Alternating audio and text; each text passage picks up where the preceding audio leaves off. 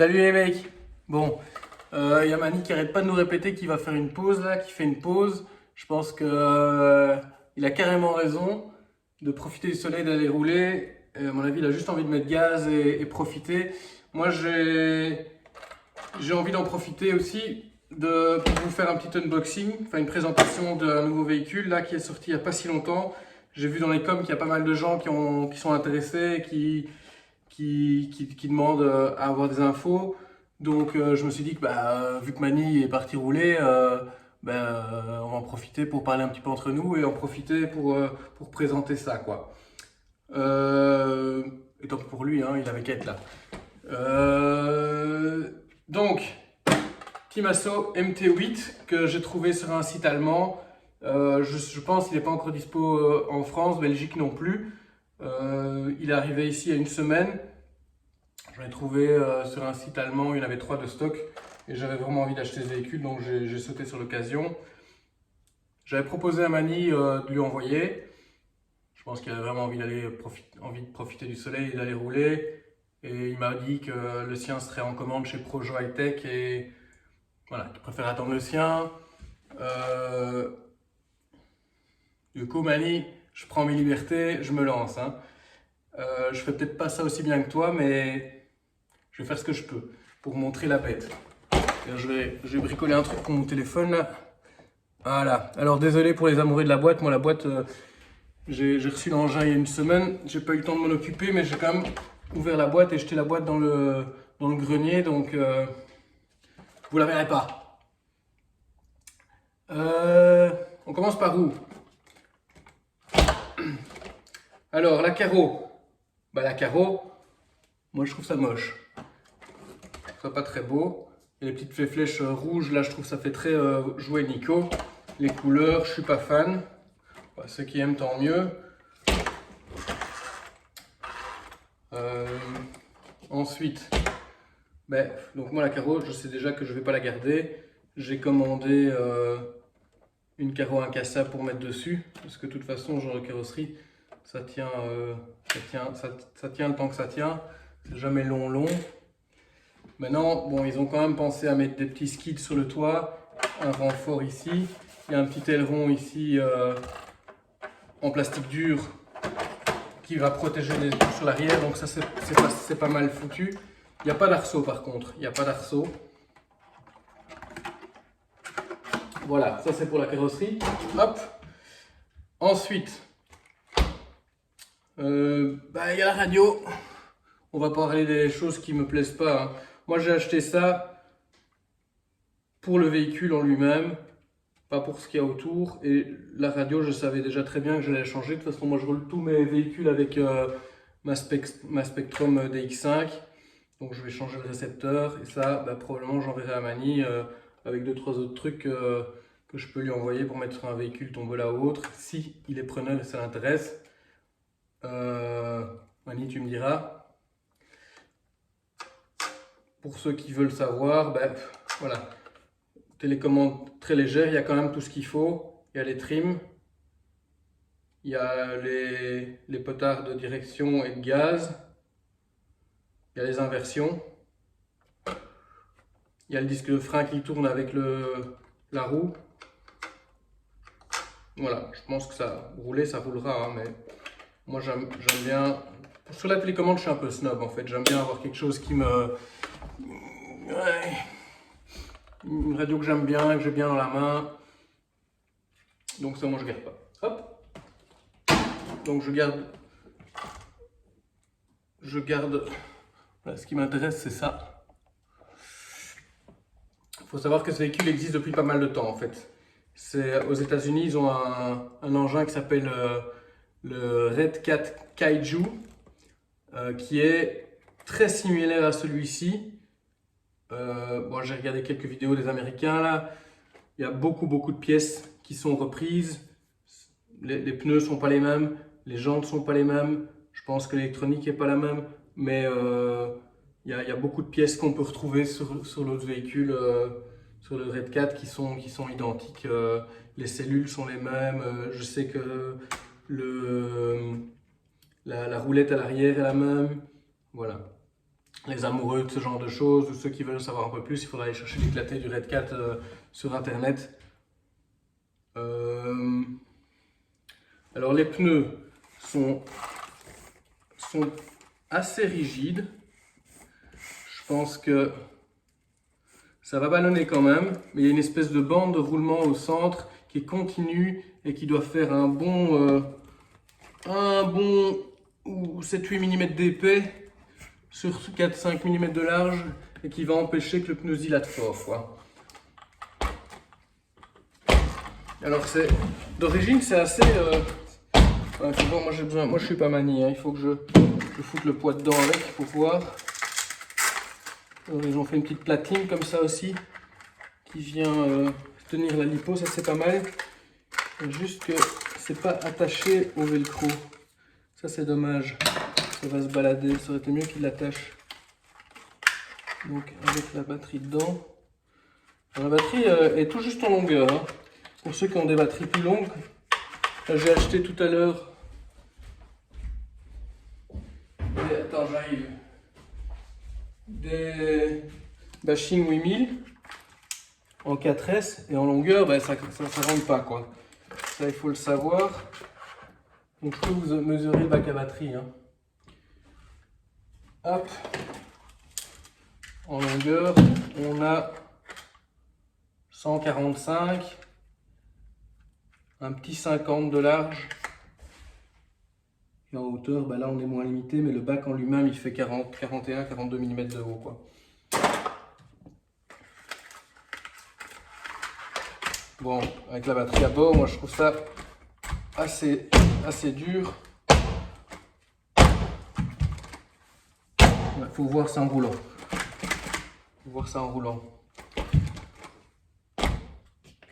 L'électronique. On a un moteur RIDI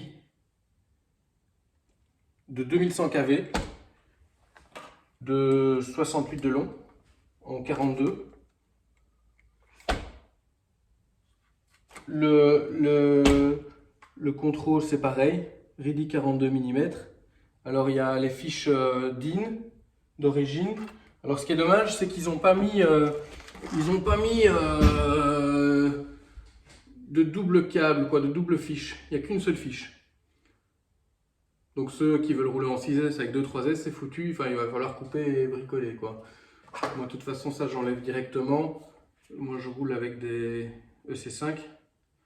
Donc ce sera pour soudure après la vidéo directement. Hop.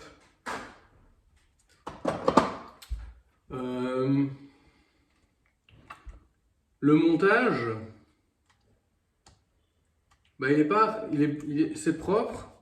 Mais ce que j'aime pas, c'est voilà, il y a des petites câbles de LED comme ça qu'ils auraient pu passer un petit peu mieux. Ils auraient pu passer ça là, sous le moteur ou avec les autres câbles ici, tout passer ensemble. Il y a des câbles qui passent à gauche, des câbles qui passent à droite. C'est pas tip top. Par contre, ce qui est sympa, c'est qu'on a des LED. On a des LED à l'avant, il y a des LED à l'arrière. Moi, j'aime bien mettre des LED sur tous mes modèles.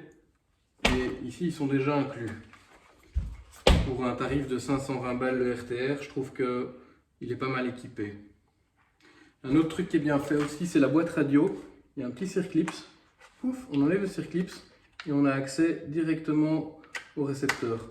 Moi, ça m'arrange parce que on roule avec plusieurs. Allez, on a deux radios et on peut comme ça, on peut binder avec une ou l'autre en fonction de qui roule avec la voiture, quoi.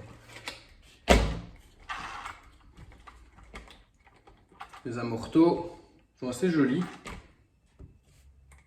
Ils sont gris métal avec la petite bague anodisée bleue. J'aime bien le gris métal sur le corps de l'amorto, ça va éviter que ça s'use. Enfin, qu'on voit les traces d'usure, comme quand on a des amortos rouges, des amortos bleus, où la plupart du temps, hein, les ressorts ils frottent et ça finit par assez vite user l'anodisation. Bah, ici, on gardera la couleur, je pense, grâce à ça, quoi. Qu'est-ce qu'on a comme cerveau là-dessus? 25 kg. 25 kg. Et alors, ce que j'ai vu aussi, c'est qu'il y a une bague qu'on peut visser et qui permet de régler la dureté du sauve-cerveau.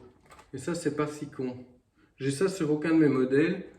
Yes. Donc, je ne sais pas si c'est quelque chose qui se fait parfois sur d'autres modèles, mais en tout cas, je trouve l'idée assez bonne. Par exemple, sur mon Créton, le ressort est vieux, ça se ramollit.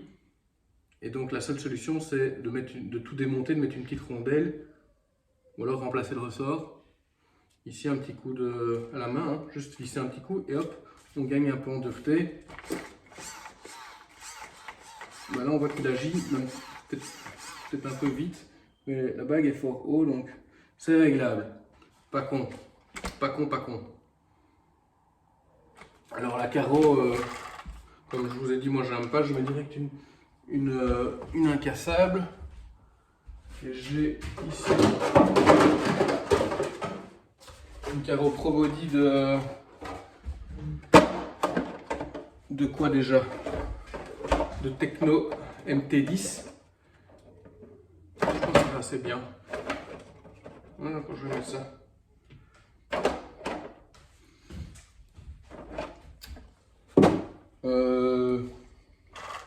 Voilà, que dire d'autre? Donc il y a des biellettes réglables aussi.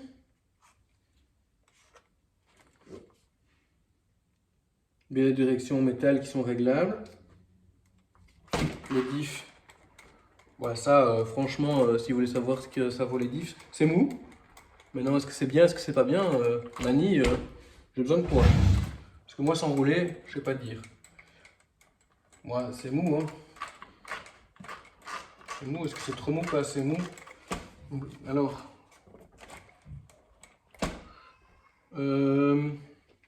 la transmission est dans un cache complet. On n'a nulle part accès, ni en haut ni en dessous, à la couronne. Et ça, comme on sait tous, c'est bien pour les cailloux. En tout cas, c'est bien pour la transmission. Châssis en alu, moi ça me dérange pas. Je dis pas que ça s'use, moi je dis que ça se patine bien. Hein, un bon coup dans le pierrier, et puis c'est bien griffé, tout beau, tout bien usé, bien patiné. C'est un art de griffer un châssis bien comme il faut, ça me dérange pas. Par contre, c'est de l'aluminium embouti. C'est bien, ils ont fait un petit décaissé là-dedans, histoire de rigidifier. Niveau rigidité, il y a aussi deux barres de renfort un peu à la Arma, en bleu, là au-dessus. Ils ont mis une line là qui rejoint le corps du diff central. Il n'y a pas la troisième barre supplémentaire qu'on retrouve chez Arma, qui à mon avis n'est pas nécessaire. Hein. Déjà avec ça, plus le bossage là en dessous, je pense qu'au niveau rigidité, on aura ce qu'il faut, quoi. Voilà, un petit tour de la bête. Moi maintenant je vais souder mes fiches EC5, changer le récepteur, les trois petits réglages et c'est parti. Voilà, j'espère que cette vidéo vous aura plu, vous aura donné un petit aperçu et permettra à Mani d'aller rouler sans trop se prendre la tête ni se mettre la pression avec les unboxings. Ciao ciao. Oh, pas trop vite les gars, partez pas, je n'ai pas fini, parce que bon, hein, on n'a pas tout dit. On n'a pas parlé de la roulette non plus. Alors, la roulette arrière, ça va être du costaud, du rigide, peut-être trop. Il y a du flex en torsion comme ça. Là, on s'est vraiment twisté le truc. Mais, faut voir, le profil en plastique, il est très épais, très large. Donc, je pense que ça va quand même résister, mais il n'y a pas de flex. À voir. Il y a du réglage aussi, on peut régler sur 4 points différents. Pour régler l'inclinaison, des wheelings, pour ceux qui aiment peaufinaison de petits réglages. Et l'avant, il y a un pare-choc. Il y a du flex, et ce qui est bien, c'est qu'on a à fond du flex, on commence à toucher les roues. Mais il faut déjà pousser fort, donc je pense que il va faire son office. Il y a un anneau à l'avant, un peu à la Arma. Ouais, ça va, hein, c'est bien fait quoi. Ça m'a l'air pas mal. Il y a quand même l'expérience Timasso derrière. Moi, c'est mon premier Timasso, hein, les gars, donc je fais ce que je peux. Un truc bizarre, c'est ça. C'était un capuchon, c'est un enjoliveur. Un capuchon enjoliveur qui est fixé, mais je ne sais même pas comment. J'ai pas encore essayé de défaire une roue. Je pense que...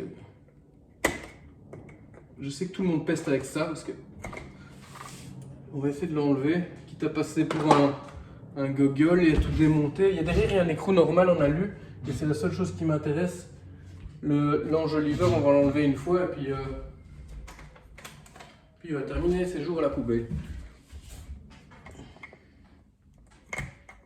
Oh là, qu'est-ce que c'est que ce truc? Ah non, je crois que c'est vissé. J'ai vu un type qui avait réussi à retirer ça sur une vidéo. Avant de l'acheter, moi je regarde un peu toujours les vidéos.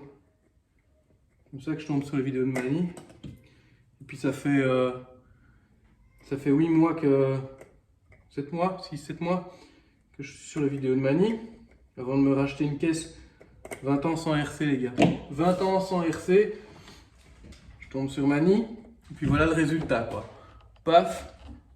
Je sais pas si on voit là. 1, 2, 3. 1, 2, 3, 4, 5, 6. Ça c'est de mon fils, allez, 5. Puis là il y a le X-Max et encore un Outcast que j'ai monté en 12S.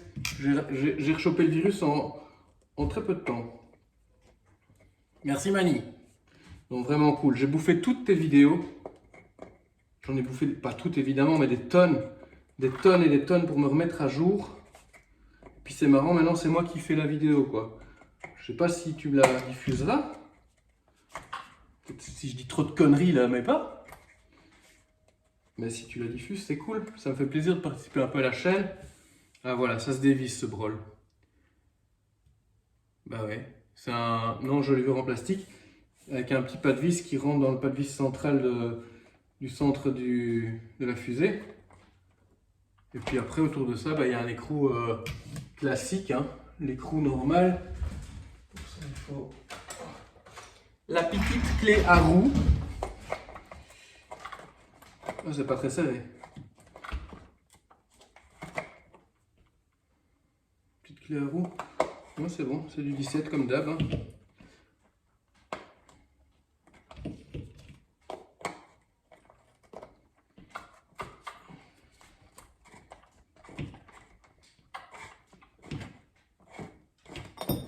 Voilà.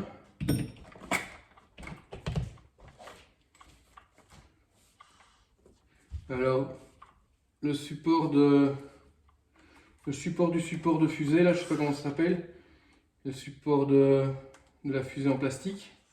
Et puis il y a le truc qui supporte la fusée en plastique pour la direction. Ben, ça tient avec... en fait, tout... Ils ont tout monté avec des vis M3, je pense. Et des nil stop. Moi, j'aime pas les nil stop parce que c'est des petits machins, des petits écrous comme ça. Sur le terrain, c'est chiant, c'est plus facile. Les systèmes... je préfère les systèmes comme chez Traxxas. On vise directement dans le plastique. Éventuellement la petite vis pour faire tenir après, ou un axe avec une vis, ou bien une vis comme dans le Max. Mais le petit écrou, ben, au lieu d'avoir, voilà, ça fait 2 pièces quoi. Ça fait une vis plus l'écrou, nil stop. C'est moins propre comme montage. Mais ça marche. Alors, j'avais envie de parler aussi des supports de carreaux. Ça, j'aime bien. C'est que ben, moi, comme je passe toujours sur d'autres carrosseries, sur des incassables, machin, alors oui, sur le X-Max, le Max et autres Traxxas, on sait adapter l'arceau. Il faut plus chipoter, bidouiller, découper, il faut être précis. Ça marche très bien. C'est plus de travail. Ici, on a des plots de carreaux classiques qui sont en plus hyper longs et réglables en hauteur, mais pas qu'un peu. On a du réglage sur 5 cm à l'arrière et à l'avant c'est pareil. Donc on peut monter, descendre comme on veut et ça permet vraiment de mettre toutes les carrosseries. 4 trous, bam, réglage en hauteur, terminé. Ça prend 10 minutes et ça c'est chouette. C'est pratique. Voilà, je pense que cette fois j'ai fait le tour. Moi je peux parler aussi du montage là. Petit détail dont je me fiche, mais parfois ça intéresse peut-être les gens. Allez, enfin, je veux dire, quand moi je monte ma bagnole, Je suis un amateur, je fais ça à la maison tranquille, le dimanche, et jamais je vais mettre le rose avec le bleu et le bleu avec le rose. Ben oui, je fais ça propre. Ça c'est fait par des professionnels, Team Asso, ils font de la compète et ils sont pas foutus de nous mettre le bleu avec le bleu et le rose avec le rose. C'est pas propre. Ça fonctionnera. Alors peut-être qu'il tourne dans le mauvais sens, hein. Peut-être que le mec à l'usine il s'est planté. On verra. Voilà, voilà. Je pense que c'est ce coup-ci, là, j'ai fait le tour complet. Enfin, en tout cas, je vous ai fait un bref aperçu avec ce que moi je vois et ce que moi je sais. Il y a des skids aussi à l'avant, à l'arrière, mais aussi intermédiaires ici. Pour ceux qui n'aiment pas faire les griffes dans le châssis alu, ça aidera. Ça aide aussi sur les gros sauts, les gros atterrissages à amortir un peu et pas taper fort dans l'aluminium. Ça, c'est quand même pas mal. Un truc qui est étonnant, c'est la largeur de ce châssis. Il fait 10 cm de large. Je crois que c'est le plus étroit que j'ai, quoi. Même, enfin, plastique ou alu, c'est pas large en fait, 10 cm. Je sais pas combien ça fait sur un buggy. Je peux une fois regarder sur mon S-Works. Un buggy traditionnel. Ouais, là, ça fait quand même 13 cm d'aluminium en largeur. Là, ils ont fait étroit. Ils ont fait étroit avec des gros bacs plastiques, des gros des gros bacs, comment on appelle ça? Je sais plus comment ça s'appelle. Enfin, des grosses cornières sur les côtés qui remontent pour empêcher la caillasse de rentrer. Bon, voilà. Merci à tous et bon roulage et à bientôt. Salut!